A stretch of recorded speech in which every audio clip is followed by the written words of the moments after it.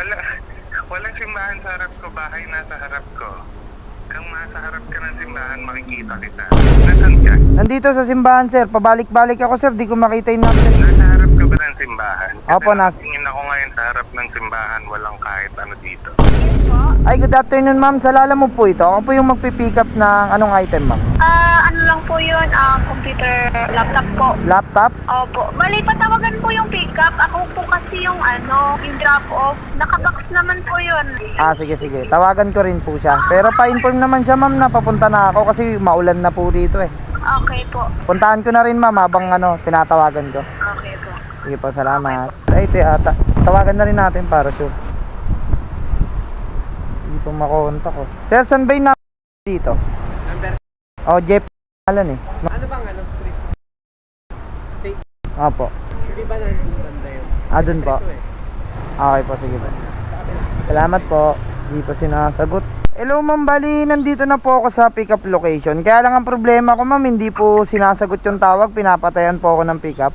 Wait lang kasi sabi niya, hinahanapan daw niya ng plastic para hindi mabasa. Wag na po ma'am, kahit wag niya na po hanapan kasi maaraw naman na eh. Ako na lang po balang gumawa ng paraan. Okay, kasi sabi niyo dyan maulan. Maaraw dito ma'am eh. Kaya lang hindi ko kasi mahanap yung bahay niya kasi ang nakalagay po sa number is Pero dito, puro black tsaka lot po dito. Pero tama naman yung pin location ma'am. Dito naman po ako.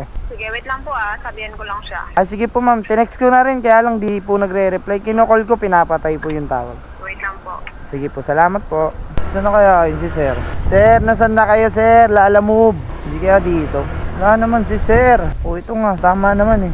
Sa labas daw siya. Wala naman siya sa labas. Hindi niya daw ako makita, nag-text na. Ikot-ikot pa ako. Lala move. Ito ba yun? Yun, tumatawag na. Pinapatay naman.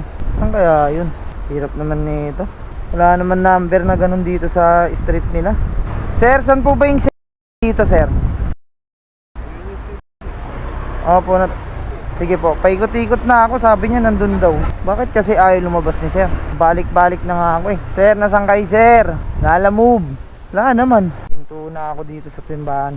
Ano nangyari dito kay sir? Di niya raw ako makita, nasa labas na daw siya.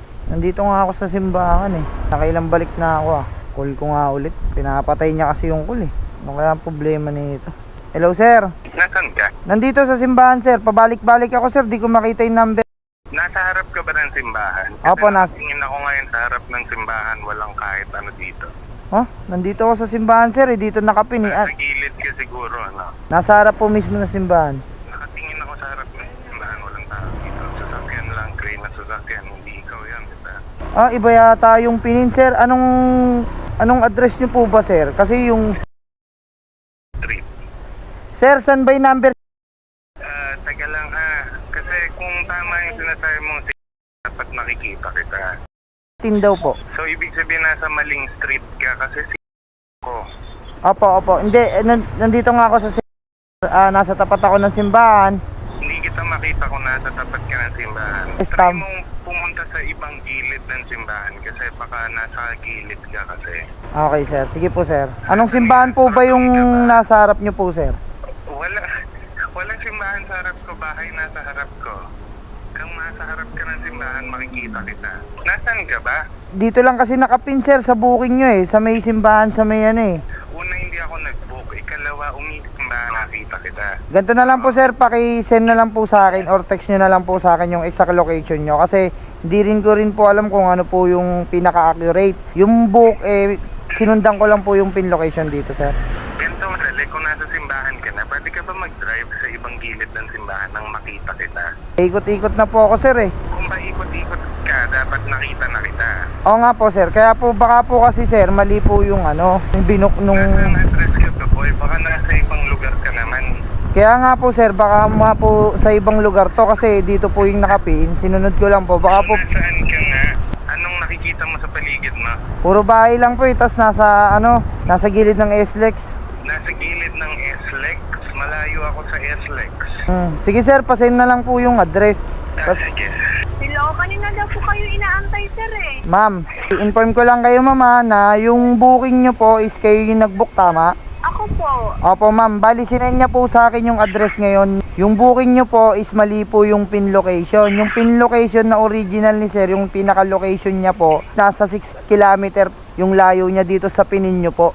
Kaya hindi po kami magkita. Bigay lang din naman yung address ang pinin ko, sir eh. Yun naman po yung binigay niya sa akin, yun din po yung pinin ko. Opo, Kita niyo din naman po sa Lalamove na yun din ang nakalagay. Opo, ano po bang pwede mangyari ma'am? Kasi kung pupuntahan ko to ma'am, sobrang lugi na ako ma'am. Panina pa po paikot-ikot dito. Kaya po pala di kami makita is mali po yung naipin nyo. Kung hindi niyo naman po mapuntahan, i-cancel ko po.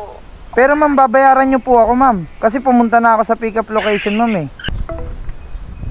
Binabaan tayo. Simula binabaan ako ng customer, hindi ko na siya makontak talaga. Mukhang ayaw niya na magbayad sa atin, no? Hindi na siya talaga makol. Tinext na rin natin, mga katulala, no? Grabe hassle kasi yung pagkaganito eh. Hello? Hello po. Saan ka na? Ay, hindi na po ako makakatuloy po dyan. So, ibig sabihin, canceled na yung Lalamove. Yes po, yes po, yes po. Antayin. Yes po, yes po. Yun lang. Pinatayan tayo. So ayan na, ayaw na sagutin nung customer yung booking ngayon. Nag-message na siya sa atin. So ayan, ayaw niyang akuin yung ano pangyayari.